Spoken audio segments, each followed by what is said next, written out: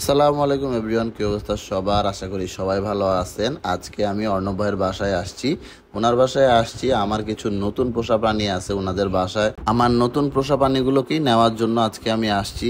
আজকের ভিডিওতে কিন্তু আমি আমার নতুন পোষা প্রাণীগুলো দেখাবো না, আপনারা গেস করেন যে আমার নতুন পোষা প্রাণী কি হইতে পারে। অনেকদিন যেহেতু অর্ণব ভাইয়ের বাসায় আমার আসা হয় না এবং অর্ণব ভাইয়া যেহেতু নাই, তাই আমি নিজেই আর কি দেখতেছিলাম যে ওনাদের বাসায় এখন কি কি আছে। তো প্রথমে দেখলাম যে সেরেমা মুরগিটারে, এরপর কিছু নতুন বাচ্চা হয়েছে, এগুলো দেখতেছিলাম যে ওনাদের বাসা থেকে কি কি নেওয়া যায়, সেই জন্য একটু দেখা টেখে আসলাম। কারণ অনেকদিন হয়েছে অর্ণবের বাসায় আমি যাই না। তারপর এই কিং কোয়েলের বাচ্চা আমার নেওয়ার ইচ্ছা আছে। কিং কোয়েলের বাচ্চা দেখলাম একটা, দেখেন কি ছোট্ট একটা বাচ্চা ভাই। এটা আমার বাসায় রাখবো কোন জায়গায়? এটা যদি আমি আমার খাঁচার মধ্যেও রাখি এটা বের হয়ে যাবে। এটার জন্য আমার আলাদা একটা সেট আপ করতে হবে, তারপর এগুলা নিতে হবে।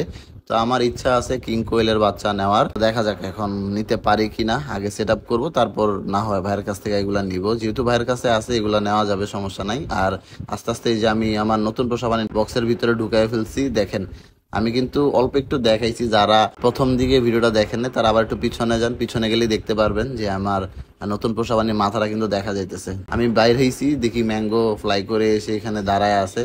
ম্যাঙ্গো এখন প্রচুর দুষ্ট হয়ে গেছে, দেখেন কি করতেছে ও। কিন্তু এখন হালকা হালকা করে কামড় দেয়, যদিও ওই কামড়গুলো ব্যথা লাগে না, কিন্তু ও আমার সাথে খেলতেছিল, আমারও ভালো লাগতেছিল।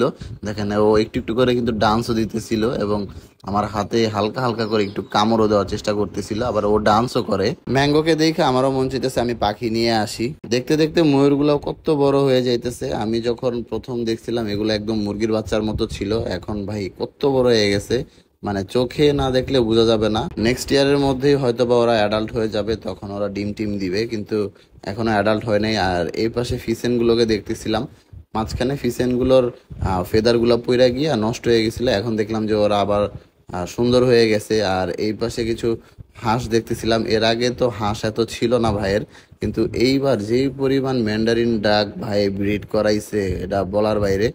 আর এই পাশে আছে হচ্ছে কিছু র্যাবেট, এই র্যাবেট গুলো আমার কাছে ভালো লাগে, ও অনেক কিউট করে বইসা আছে। অনেকক্ষণ যাবত ওরই দেখতেছিলাম, একটা ছবিও তুলে নিয়ে আসছি ওর। এখন আমি আমার পোষা প্রাণীগুলো নিয়ে বাসায় চলে যাব। বাসায় এনে আমি সাথে সাথে এগুলো খুলে দিব, কারণ ভিতরে ওরা প্রচুর মারামারি লাফালাফি করতেছিল, আমি চাইতেছিলাম না যে ওরা ব্যথা পাক।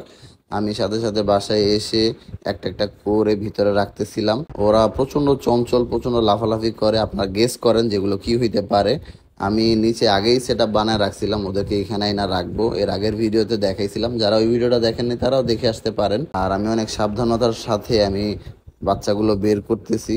এই যে একটা বের করছি, ও লাফ দিয়ে চলে গেছে। আমাদের দেশে এখন যে টেম্পারেচার আছে এটা একটু কমুক, এটা স্বাভাবিক হোক, দেখবেন যে আরো কিছু অ্যানিমেল আসতেছে। তো গাইজ এই ছিল আমার আজকের ভিডিওটা যদি ভালো লাগে অবশ্যই শেয়ার করে দিবেন। দেখা হচ্ছে পরবর্তী ভিডিওতে। টাটা।